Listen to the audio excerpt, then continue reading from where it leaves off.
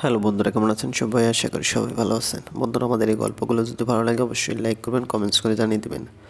চ্যানেলে যদি নতুন হয়ে থাকেন অবশ্যই সাবস্ক্রাইব করে পাশে থাকা বেল আইকনটি প্রেস করে রাখুন। আজকের গল্প love with my better half, পর্ব 13 এবং 14। লেখিকা সাদিয়া খান সুভাষিনী। আমি কি তোকে মিথ্যে বলছি আশাদ? এই দেখ ছবি। আমি যখন ওই দিকে দিয়ে আসি দেখি দুজনে দাঁড়িয়ে আছে। কী নিয়ে যেন কথা কাটাকাটি হচ্ছে। তারপর তৃষ্ণায় আগে হাত বাড়িয়ে দিল আর রঙ্গান হাত ধরল। তারপর বাইকে করে চলে গেল। কখন দেখেছিস? কিছুক্ষণ আগে, বড়জোর ঘণ্টাখানিক আগে। আরশাদ কিছু বলল না। সিগারেট ধরালো, সিগারেটের ধোঁয়া উড়িয়ে দিতে দিতে বলল, তোর কি মনে হয় রাকিব? কী মনে হতে পারে? ওদের মধ্যকার সম্পর্ক এইভাবে হাত ধরাধরি, সরি টু সে। কিন্তু আমার বউকে আমি তো দিব না। আমার জায়গায় থাকলে তুই কি করতি? সত্যি বলবো? জিজ্ঞেস যখন করেছি সত্যটাই জানতে চাই। চুলের মুঠি ধরে বাসা থেকে বের করে দিতাম, আর পরদিন সোজা তালাক। আর বউ যদি ফিনফিনে শাড়ি পরে সুগঠিত শরীর দেখিয়ে রাতভর পার্টি করে। আর যাই হোক, ওই বউ নিয়ে সংসার হয় না। একদম ঠিক। তাহলে চল। কোথায়? এই তো অ্যাডভোকেট আব্দুল মোতালেবের কাছে, ডিভোর্স স্পেশালিস্ট। আমি তো জানি তুই কাগজ রেডি করেছি আমার জন্য। তোরটা তো এখনও বাকি। মানে? খুব সোজা। তুই তো আমাদের ব্যাচের শিয়াল পণ্ডিত, অথচ এই সোজা কথার মানে বুঝলি না। ঝেড়ে কাশি দে। কি বলতে চাইছিস? তৃষ্ণা রঙ্গনের হাত ধরেছে বলে তুই বলছিস আমার ওকে তালাক দিয়ে দেওয়া উচিত? রাস্তাঘাটে মান সম্মান খোয়াতে না চাইলে দিয়ে দেওয়া উচিত। তবে তোর উচিত তাই করা, তোর বউকে তালাক দেওয়া। কী সব বলছিস? পিনিকে আছিস? ছিলাম। শোন, তোদের কাছে সাপ্তাহিক রিল্যাক্স মানে সুইমিং পুলের পানিতে নেমে ছেলে মেয়ে একত্রে গোসল করে নেশায় মত্ত থাকা। কে কার বউকে কীভাবে স্পর্শ করছে, কই কই স্পর্শ করছে সেসব তোরা দেখিস না। তোরা এই নীতিতে চলিস। তোর বউ আমার বউ, আমার বউ তোর বউ। কিন্তু আমি না। হ্যাঁ, আমার অনেক দোষ। বিগত 4টে মাস আমার ছোট্ট পাখির বাসায় কি না বয়ে গেল। যে মেয়েটা আমার সবচেয়ে মেয়েকে আমি সেসব মেয়ের সাথে তুলনা করতেছিলাম। শালা কি বলবো, আমরা পুরুষের জাতটাই এমন। নিজের ঘরের হীরাকে চিনি না, বাইরের বালির প্রশংসায় মেতে থাকি। তুই একটা কথা বলতো, কোটি টাকার সম্পত্তি তুই কাউকে এমনি ধরতে দিবি? না তো। দামি ফোনটাই দিবি না কারো হাতে। অথচ দেখ, আমার তৃষ্ণা আমার সারা জীবনের সম্পদ। আর বললি না টাকাও কোথায় পেল? নিজের গয়না বন্ধক দিয়েছে, বিয়ের গয়না। কখনো ভেবেছিস আমার বাবার জন্য ওর দায় পড়ে নেই, কিন্তু ও দিয়েছে। স্টুডেন্ট লাইফ থেকে বিন্দু বিন্দু টাকা জমিয়ে যে টাকাটা ফিক্সড ডিপোজিটে রেখেছিল তা ভেঙেছে। এরপর আর কিছু বলার থাকে? এসব দেখে তুই গলে গেছিস। চকচক করলেই সোনা হয় না। কিন্তু তৃষ্ণা তো সোনা নয়, ও আমার সেই সম্পদ যাকে আমি পায়ে ঠেলে দিয়েছিলাম। তৃষ্ণার মিতব্যয়ী স্বভাব, যা আমার আগে খুব পছন্দ ছিল। কিন্তু হঠাৎ তোর কথায় সেই স্বভাব আমার গলায় ফাঁসির ফান্দার মতো লাগছিল কেন? কারণ জানিস?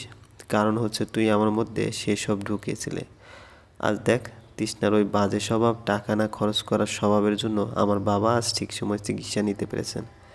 তোর সাথে তো বাবার রক্তের গ্রুপ মিলেছিল, তুই তো দিতে এলি না। কারণ আমি নেশা করি। আমার রক্ত আরও ক্ষতিকর। শুধু তোর রক্ত নয়, তুই নিজেও আমার সম্পর্কের জন্য ক্ষতিকর। আমি এতটাই ক্ষতিকর যখন, তবে বেশ, আমি যাচ্ছি। আর তোকে বিরক্ত করব না। তোর ফোনটা নিয়ে যা।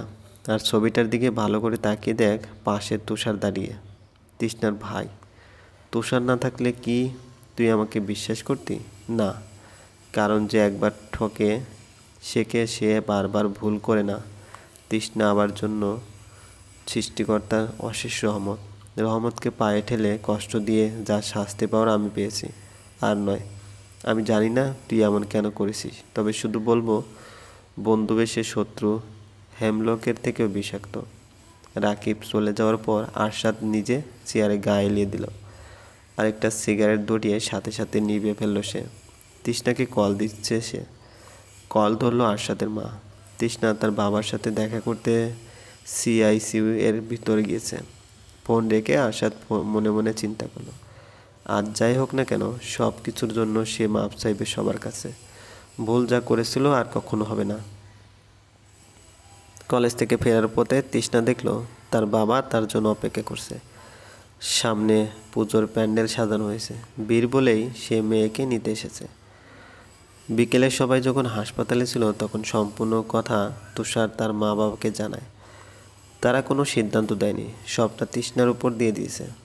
সবার সামনেই তৃষ্ণা তার মতামত জানিয়ে দিল সে আরশাদকে ডিভোর্স দিচ্ছে, কারণ তাদের কেস ইতিমধ্যে কোর্টে উঠেছে, চলবে।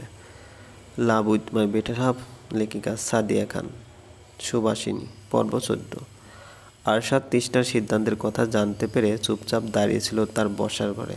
অফিস থেকে ফিরে সে ফ্রেশ হয়ে সবেমাত্র বসেছে। সে মুহূর্তে তার মা তাকে কল দিয়ে সবটা জানায়, তবে এখন তার বাবাকে কিছু জানাবে না বলে সিদ্ধান্ত নেওয়া হয়েছে। তৃষ্ণার কাছে আজ কোর্ট থেকে কাগজ পাঠিয়েছে, সেটা সে হাতে পেয়েছে এবং তুষারকে নিয়ে সে এক উকিলের সাথেও কথা বলেছে।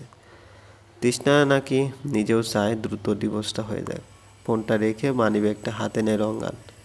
সেখানে দেখা যাচ্ছে তৃষ্ণাকে সোনালি পাড়ের হালকা গোলাপি শাড়িতে। ছবিটা কবে কার হবে আরশাদ চিন্তা করছে। হ্যাঁ, এটা তার প্রেমে পড়ার বছরের ছবি।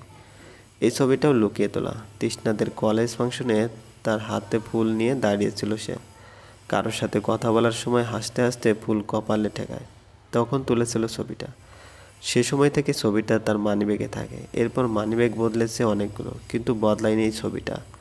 তার সর্বক্ষণের সাথী।